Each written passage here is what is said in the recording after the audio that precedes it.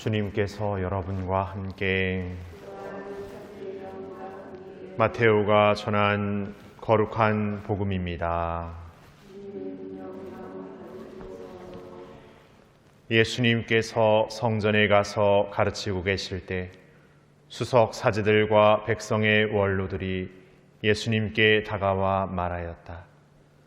당신은 무슨 권한으로 이런 일을 하는 것이요? 그리고 누가 당신에게 이런 권한을 주었소? 그러자 예수님께서 말씀하셨다. 나도 너희에게 한 가지 묻겠다. 너희가 나에게 대답하면 나도 무슨 권한으로 이런 일을 하는지 너희에게 말해주겠다.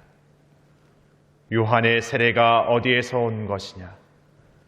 하늘에서냐 아니면 사람에게서냐? 그들은 저희끼리 의논하였다. 하늘에서 왔다 하면 어찌하여 그를 믿지 않았느냐 하고 우리에게 말할 것이요. 그렇다고 사람에게서 왔다 하자니 군중이 두렵소.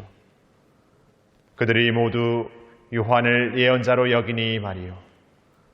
그래서 그들이 예수님께 모르겠소 하고 대답하였다.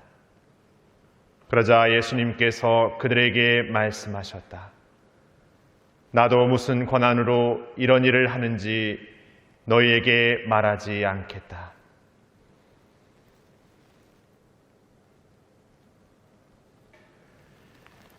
주님의 말씀입니다.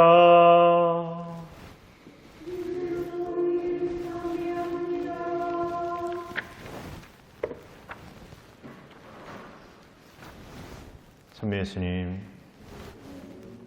안녕히 주무셨습니까? 아직 계속 안녕히 주무시고 계신 분들은 더 많죠. 1988년에 하버드 대학에서 실험을 했는데 어떤 실험을 했냐면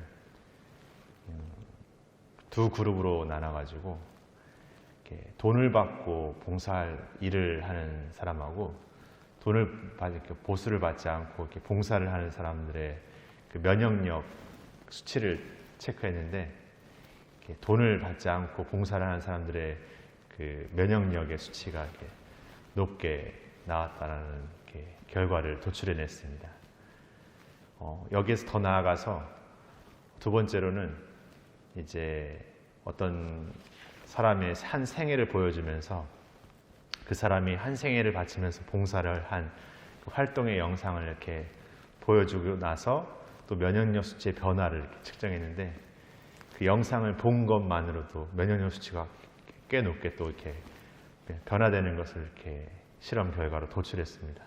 흔히 이것을 우리는 이렇게 테레사 효과라고도 표현하곤 하는데, 이렇게 우리가 어떤 무언가를 이렇게 누군가를 위해서 이렇게 봉사하거나 베푸는 행위뿐만이 아니라 그런 행위를 하는 사람들을 보는 것만으로도 우리의 신체에 어떤 긍정적인 변화가 이렇게 일어납니다. 그래서 우리가 생각해 보면 무언가를 돕는 것은 누군가를 위한 것이고 내가 누군가를 위해서 무언가를 해준 것으로만 생각하기에 일수인데, 오히려 그 효과는 그것을 실천하는 이에게 이렇게 더 주어지는 것 같다는 생각이 듭니다. 오늘 복음에 보면 사람들이 예수님의 그 권한을 이렇게 문제 삼게 되는데, 사실 사람들에게 어떠한 설명도 그 권한에 대한 어떤 이해를 시켜줄 수가 없었습니다. 그들이 기대했던 것은 자신들이 생각하고 판단하는 어떤 기준과 자신에게 이익이 되는 어떤 논리의 것이 정당화되는 그런 것을 요구했었던 것입니다.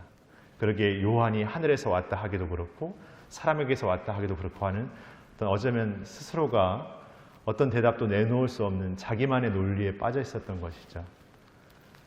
우리가 예수님을 만난다라는 것은 어떻게 보면 우리만의 어떤 논리에 빠져 있는 우리가 정말 하느님의 시선 안에서 앞서 말씀드렸던 것처럼 어떤 누군가의 어떤 전적인 헌신을 바라보는 것처럼 예수님의 삶을 통해서 그분께서 보여주시는 그 삶을 통해서 우리 자신이 그 갇혀져 있는 데서 벗어나서 새로운 변화를 겪는 것 같습니다. 근데 거기에는 사람들처럼 뭔가 자신 안에 그런 것이 굳어져서 불편하고 뭔가 벗어나지 못하고 끙끙대는 어떤 그런 모습도 있겠지만 우리 안에 그 변화는 우리가 일으키는 변화가 아니라 단지 그 예수님을 바라보는 것만으로도 그 예수님의 삶을 조금 더 나아가서 실천해 보는 것만으로도 우리 안에 일어나는 변화는 놀랍다라는 것이죠. 그러게 우리가 이 신앙을 산다라는 것은 단지 무언가를 계명을 아니면 무언가를 이렇게 이뤄내고 따라가기에 바쁜 어떤 그런 숙제적인 삶이 아니라 우리가 이 안에서 변화되고 새로워지면서 진정한 기쁨을 살고 새로운 삶에 대한 그 영원함을 살 수 있는 힘을 새롭게 갖게 되는 삶이 아닌가 생각해 보게 됩니다. 그런 삶을 우리가 이 기다림의 시기에 더욱더 다시금 성찰하고 또 묵상하고 또 살아내고 노력하는 그런 구체적인 우리의 여정을 오늘도 살았으면 좋겠습니다. 잠시 묵상하시겠습니다.